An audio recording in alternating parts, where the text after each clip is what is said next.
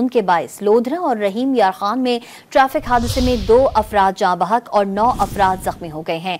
लोधरा में भावलपुर रोड पर school van और बस में तसादुम से 1 तलबा जाँ बहक और 7 तालिबात जख्मी हो गई हैं। रेस्क्यू हुकाम के मुताबिक हादसा शदीद धुंध के बाइस पेश आया।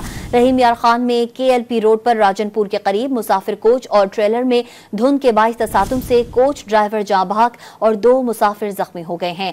रेस्क्यू हुकाम ने लाश और जख्मियों को रूरल हेल्थ सेंटर खान मुंतकिल कर दिया है।